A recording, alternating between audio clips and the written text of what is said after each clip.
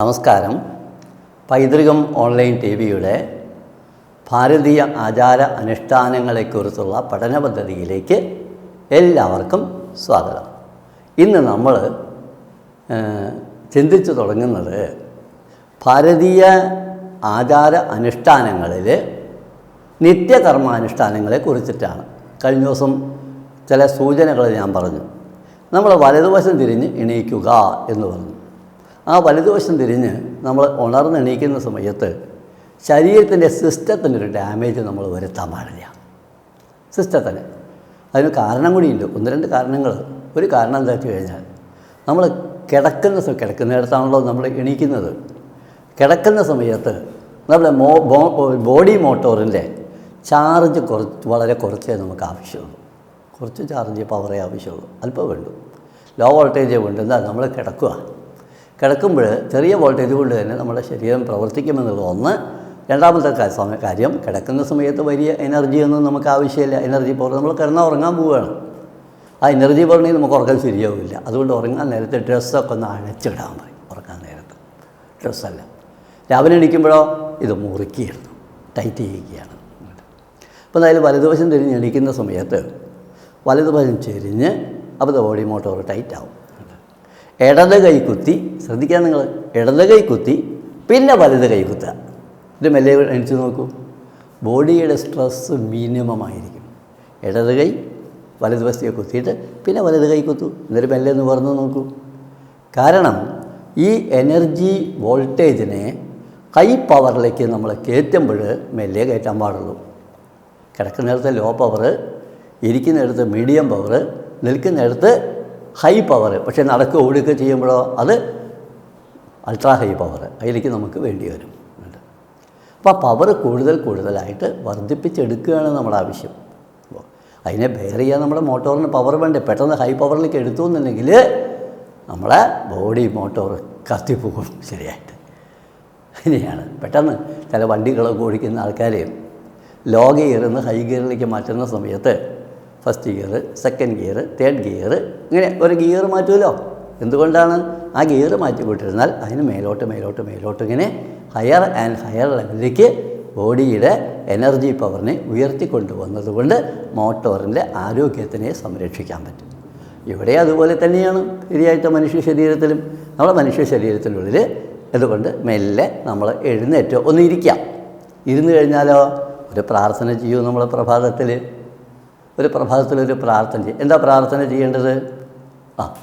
വളരെ എളുപ്പമായിട്ടുള്ളൊരു കാര്യമാണ്. തൊഴുതുകൊണ്ട് ദൈവം മാതാ പിതാ ദൈവം, ദൈവം താൻ ഗുരുനാഥനും, ഈ വണ്ണമോർത്തിടുന്നോർക്കേ കൈവരൂ സർവകാര്യവും എന്ന് ചിന്തിച്ചു നോക്കൂ. കാണപ്പെടുന്ന ആദ്യത്തെ ദൈവം നമ്മുടെ അമ്മ തന്നെയാണ്. പ്രപഞ്ചത്തിനെ സംബന്ധിച്ചിടത്തോളം പ്രപഞ്ചത്തിൻ്റെ അമ്മ മാതാ ശ്രീപാർവതിയാണ്, ദുർഗയാണ്. പിതാ ദൈവം, രണ്ടാമത്തെ ദൈവം നമ്മുടെ അച്ഛനാണ്. ദൈവം എന്ന് പറയുമ്പോൾ എല്ലാം കൊണ്ടും ദൈവം തന്നെയാണ് മാതാപിതാക്കൾ. അതുകൊണ്ട് അവരെ കാലിൽ തൊഴുത് അനുഗ്രഹം വാങ്ങിയിട്ട് വേണം നമ്മൾ ഏത് നല്ല കാര്യത്തിനും പുറപ്പെടാൻ വേണ്ടിയിട്ട്. കാരണം നമ്മുടെ മാതാപിതാക്കൾക്ക് നമ്മൾക്ക് നന്നായി വരണേന്നല്ലാണ്ട് വേറെ ഒരു പ്രാർത്ഥനയില്ല. അവർ നമ്മളെ ഒരിക്കലും ശപിക്കില്ല. ശിക്ഷിക്കുമ്പോൾ തന്നെ വല്ല വേദനിക്കാതിരിക്കണമെന്ന് പറഞ്ഞാണ് ശിക്ഷിക്കുന്നത്. എന്തായാലും ദൈവം മാതാ പിതാ ദൈവം, ദൈവം താൻ ഗുരുനാഥനും, ഈ വണ്ണമോർത്തിടുന്നോർക്കേ കൈവരൂ സർവകാര്യവും. മനസ്സിലാദ്യം ഒന്ന് പ്രാർത്ഥിക്കുക. അമ്മ ഈശ്വരൻ, അച്ഛൻ ഈശ്വരൻ, ഇങ്ങനെ ജീവിക്കുന്നവർക്ക് ജീവിതത്തിൽ പരാജയമുണ്ടാവുകയില്ല. പോസിറ്റീവ് മൈൻഡിൻ്റെ ആദ്യത്തെ പടി. കാരണം പോസിറ്റീവ് മൈൻഡുള്ളവർക്ക് വിജയം ഉണ്ടാവുള്ളൂ. നമ്മൾ രാമായണം വായിക്കുമ്പോൾ സുന്ദരകാന്ഡം വായിക്കാൻ പറയും. എന്തുകൊണ്ടാണ്? അത് നമുക്ക് തരുന്ന പോസിറ്റീവ് മൈൻഡാണ്. വിജയശ്രീയിൽ ആളിതനായി തീരുകയാണ്. പരാജയം മുമ്പിൽ അല്പം പോലും കണ്ടിട്ടില്ലാത്ത, കാണാൻ കഴിവില്ലാത്ത ഇതാണ് ആര്? ഹനുമാൻ. അദ്ദേഹത്തിൻ്റെ പവർ എന്താണ്? പവർ ഓഫ് ഭക്തി, സമർപ്പണം. ഇതാണ് ആ ഭക്തിയും സമർപ്പണവും അദ്ദേഹത്തിന് കൊടുക്കുന്നതായിട്ടുള്ള പവറാണ്. അതാണ് നമ്മൾ ആദ്യം ഇവിടെ ഉണർത്തുന്നത്. അതുകൊണ്ട് കാണപ്പെടുന്ന ഈശ്വരന്മാരായിട്ടുള്ള മാതാപിതാക്കളെ മനസ്സിൽ പ്രാർത്ഥിക്കുന്നു. ദൈവം മാതാ പിതാ ദൈവം, ദൈവം താൻ ഗുരുനാഥനും. മൂന്നാമത്തത് ഗുരുനാഥനാണ്. അത് നമ്മുടെ ഗുരു, നമുക്ക് വിദ്യ തരുന്ന ആൾ. അറിവിനെ തരുന്ന ആൾ, നമ്മുടെ ഉള്ളിൽ ആന്തരികമായിട്ടുള്ള ചോദനയെ ഉണർത്തി തരുന്ന ആൾ, ആ ഗുരു. ഈ 3 ആൾക്കാരെ ഈശ്വരഭാവത്തിൽ കണ്ടുകൊണ്ട് അവരെ പ്രാർത്ഥനയാണ്, തൊഴുകയാണ്. ഇനി രണ്ടാമത്തതാണ്, അവരെ ഈശ്വരഭാവത്തിൽ ഉണ്ടായപ്പോൾ നമ്മുടെ ഉള്ളിലേക്ക് വരണ്ടേ. അത് ഏത് രൂപത്തിൽ?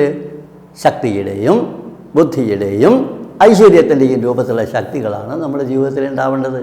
2 കൈയും കൂട്ടിച്ചേർക്കുക, നന്നായിട്ടൊന്ന് തിരുമ്മി നോക്കൂ. മനസ്സിലായിട്ട് ഇങ്ങനെ തിരുമ്മിയിട്ട് വിരലറ്റങ്ങൾ മുതൽ കൈപ്പത്തി വരയ്ക്ക് തിരുമ്മണം. തിരുമ്മിയിട്ട് ഇതാ എന്നിട്ട് 2 കണ്ണുകളിലും ചേർത്തൊന്ന് വെച്ച് നോക്കൂ. നല്ല ചൂടുണ്ടാവും. കണ്ണിൽ കീഴുന്ന കയ്യിൽ ചൂടെന്നാണ് പറയുക.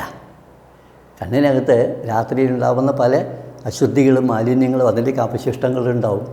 ഇതൊക്കെ നമുക്ക് ഉറക്കത്തിലുണ്ടാവുന്നതാണ്. രാവിലെ എണീക്കുമ്പോൾ പീളാമാതിരി പല സാധനങ്ങളും ഉണ്ടാവില്ലേ, അതിൻ്റെ അണുക്കളുള്ളിലുണ്ടാവും. ആ അണുക്കളെ കൊല്ലണ്ടേ? നന്നായിട്ട് ചൂടാക്കിയിട്ട് കണ്ണിലിങ്ങനെ പിടിക്കാം. വിരൽ തുമ്പത്ത് തൊഴുന്ന സമയത്ത് നമുക്കൊരു കാര്യം ചെയ്യാം. കരാഗ്രേ വസതേ ലക്ഷ്മി. ഇനി ഉള്ളം കയ്യ. കരമധ്യേ സരസ്വതി. ഇനി അടിവശം. കരമൂലേ സ്ഥിതാ ഗൗരി.